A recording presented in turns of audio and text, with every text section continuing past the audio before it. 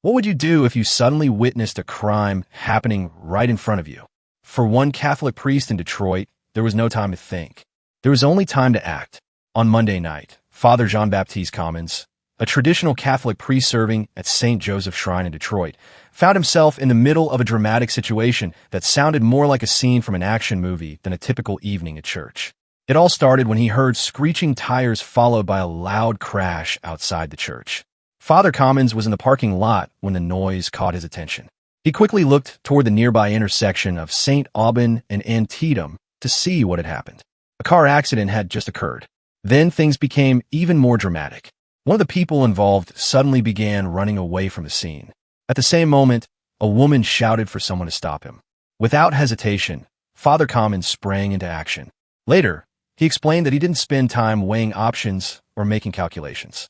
It was instinct, he said. The suspect, an 18-year-old man, was running directly toward him. Police would later believe the vehicle involved had been stolen. Father Commins moved quickly and tackled the suspect before he could escape. The two struggled as the priest worked to keep him restrained. At the same time, Father Commins asked a nearby church member to call the police. Fortunately, officers arrived shortly afterward and took the suspect into custody. Looking back, the priest admitted that everything happened incredibly fast. But he also revealed something many people didn't know about him. When he was younger in France, he trained in a form of French kickboxing known as savate. Because of that experience, he felt prepared to handle the situation. Still, he was thankful the encounter did not become more dangerous. "I'm grateful he didn't have a gun or a knife," he said.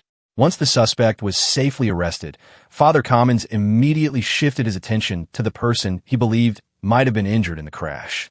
As a priest, his first concern was making sure she was okay. He even considered whether she might need the anointing of the sick. Thankfully, the woman was not seriously hurt. With the emergency over, Father Commins returned to the rectory, prayed the divine office, and shared a meal with his community. When speaking about the event later, he joked, "Just another day in Detroit." The story has attracted attention across the country, but Father Commins insists he is not a hero. In his view, he simply did what he believed was right. "I did not do anything exceptional," he explained.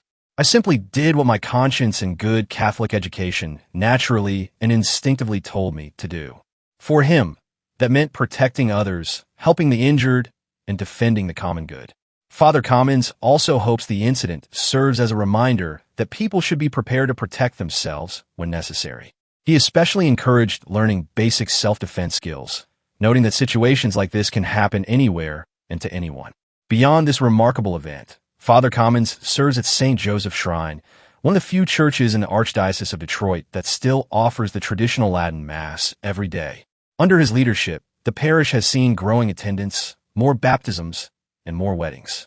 The historic church is also undergoing a major restoration project to preserve the beautiful building for future generations. But for many people, Father Commins will now be remembered for something unexpected.